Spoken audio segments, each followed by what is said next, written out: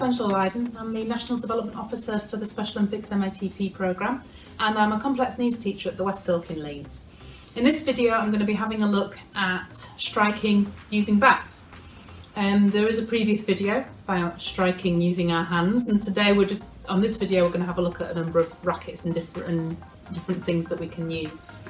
And this is designed to complement our MATP at home videos. So in this video it is specific to the sorts of resources that there would be at school. So first of all we're going to have a look at the polybat set. Now polybat is a tabletop sport specifically for people with special needs, and it is based loosely on table tennis. And individuals with PMLD and MATP athletes are unlikely to understand the complex rules of polybat. But I have found using the resources that come with the polybat set are really useful during MATP sessions. So just to show you what the kit is essentially, with a polybat set you'll get a number of side pieces like this and clips to fasten them onto the side of the table, so they come under the table and then clip on over the top. And these are designed to be used with a table tennis table for polybat sessions, but I found they work just as well on a classroom table like this one. So polybat comes with bats like this that are designed to sit on the table. The handle, any handle on any racket can be changed. You can use pipe lagging, you can use bandages, anything to make it either softer or harder or bigger to make it easier for your young person to hold. On this polybat table, you can use a table like this with the sides on, and you could have another student or a member of staff at the other end who can hit backwards and forwards, or like I've initially got it set up here, you can have some skittles. In this instance I've used green skittles because the big white ones that I normally use wouldn't contrast with the colour of the table, because the colour of the table is very pale. So I've gone something that's bright and that stands out. I've got a number of balls here because there's nothing that says you have to use a polybat ball when you're playing polybat.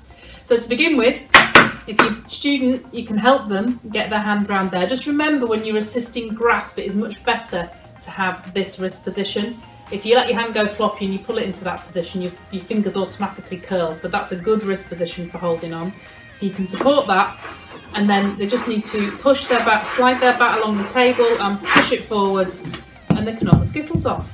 It doesn't matter what ball you use, you can use different balls depending on the needs of your student. They might have visual impairment and only be able to see a big ball. I would advise that all the balls that you use contrast with the colour of the table you're working on, and you can just hit them off the end like that. Or you can bat backwards and forwards to another person. And you could also use the balloon with polybat, but it won't roll along the table. You can still use the rackets.